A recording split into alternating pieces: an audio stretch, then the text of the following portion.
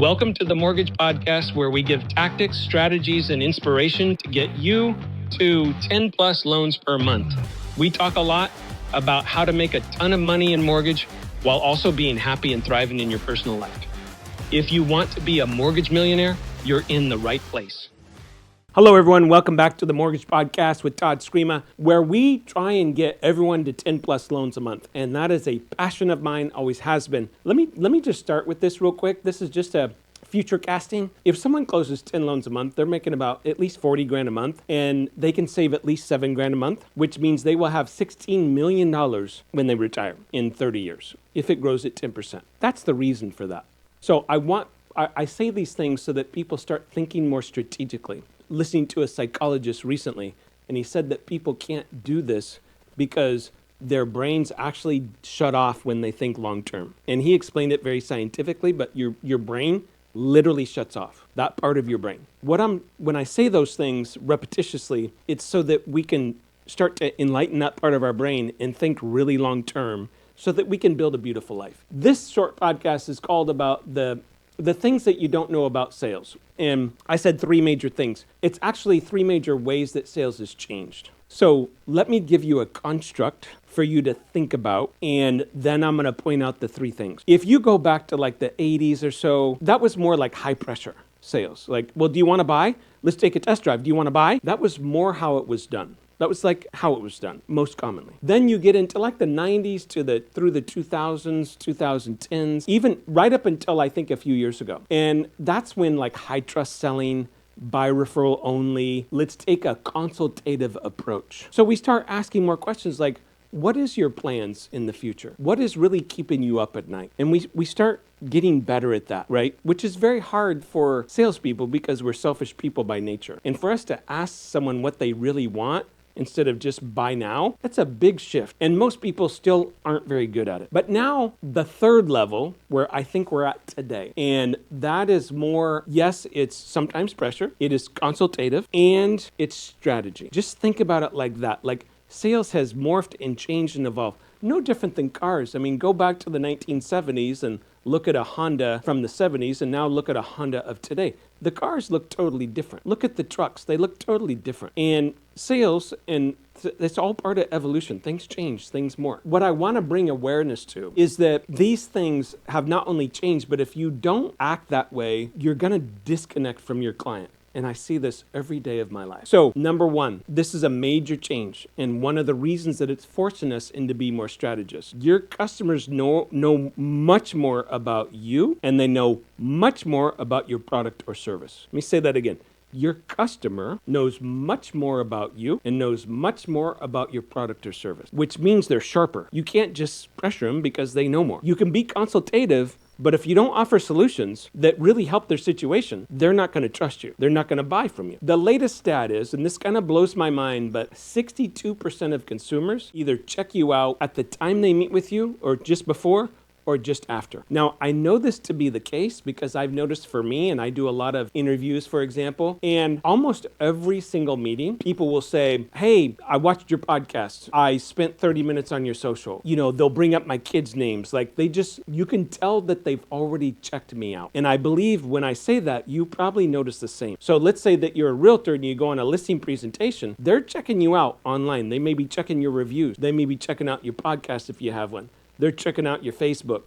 They're checking you out. They know when you walk in about how much their house should sell for. They're not guessing anymore. They have apps and tools that tell them, here's about what your home is worth. They know more about you and they know more about the product or service. So you have to offer something extra. So that's a major change. That's probably the biggest one. Trying to think of other ways that I could describe this to you. If you just pay attention, I think you know that I'm right. I can chat GPT so much stuff. The information's at my fingertip. And it'll probably, I haven't done this, but maybe you say, it's usually around 3% per realtor. However, there was this big lawsuit a while ago and now it's negotiable, right? So they would know that by the time you show up at their doorstep. So they just know more about you and they know more about the product or service. Makes it so that it used to be here and it would be fine and you'd make a couple $100,000 a year. Now your skill level and influence level needs to be here to make $200,000 a year. And if you think about it in that context, it's no wonder that a lot of people are struggling, because by definition, humans are lazy. We don't want to learn new stuff. We don't want to learn to be consultative. We don't want to be the best that we can do. We want to do the least amount we can to make the most money possible. And that's how we're hardwired as humans. Everyone's the same way.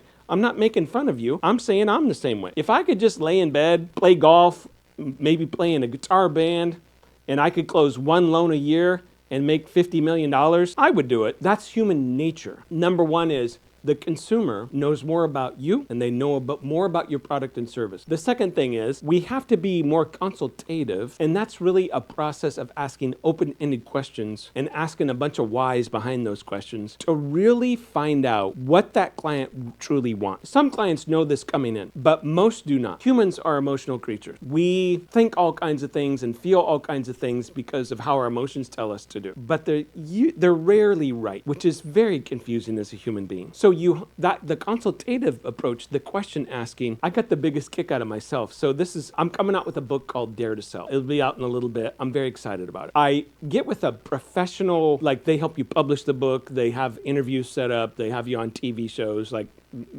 PR firm. So I just met the guy based on a recommendation. And the first hour I'm on the call with him, all he does is ask me questions. And then at the end of the meeting, he says, hey, let me make this presentation to you next week, and we set another meeting. So I go to the bathroom, and I'm smiling, and I come back to my assistant, Veronica, and I said, I just had the best call. And she was kind of like, oh, with that publishing guy. I'm like, yeah. She said, what did you like about him? I said, he just asked me he was genuinely interested in what I wanted. He genuinely educated me on a few points that I'd never thought of. And he just asked me question after question. Now, what's funny about that is this. I really have no clue how good he is or isn't. I just know because he asked me so many questions about me, my businesses, what I want to achieve, the audience, the distribution level, like on and on and on. I mean, he had to ask me 60 questions in 1 hour, that it made me feel good. He didn't really do anything. That's the consultative approach. It's helping the consumer get out of, like, really answer the question, what is their main objective and how are we going to accomplish that together?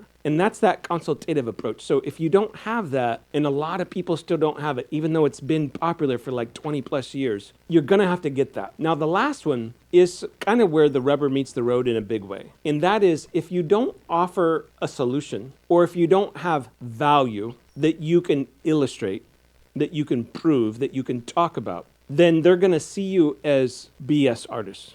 They're just going to see you as non-trusting. Here's why I say the rubber meets the road.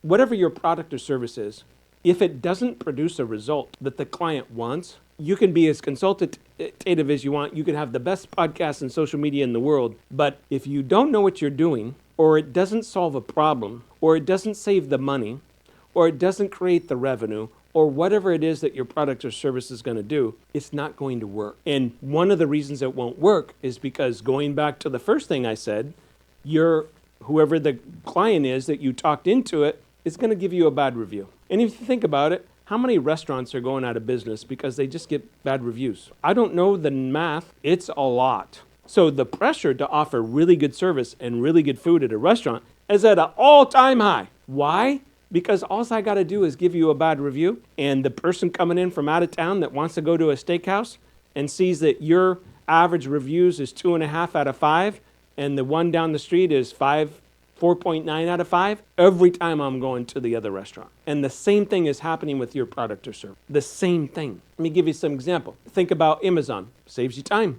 We all use Amazon. Most people do. I'll give you a real life example. I was fly fishing last weekend, and I was missing some stuff. I was going to go to the fly shop when I got home, and then I sat down. I'm like, Amazon's got good fly equipment, and I ordered it all in 10 minutes, and it saved me a trip.